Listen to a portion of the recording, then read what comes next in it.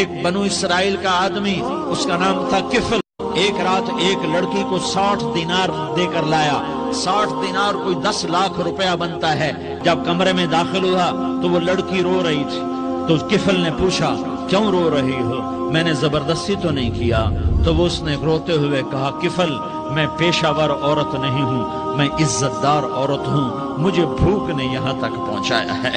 میں یہ کہا کرتا ہوں جب سردار لوگ، جب مالدار لوگ زکوٰۃ نہیں دیتے تو غریبوں کی بیٹیاں نیلام ہو جاتی ہیں۔ تو کفل نے جب دیکھا اور جب سنا، آنسوؤں کو دیکھا اور اس کی بات کو سنا، تو وہ اس کا وحشی دل، پتھر دل، کیا آنسوؤں نے کام کیا کہ وہ رونے لگا، کہنے لگا بہن جس عزت سے آئی تھی اسی عزت سے واپس چلی جا، میں بہت گندا انسان ہوں، میں تیرے آنسوؤں کے طفیل توبہ کرتا ہوں، تو میرے لیے دعا کر دے، اللہ میری بخشش کر دے۔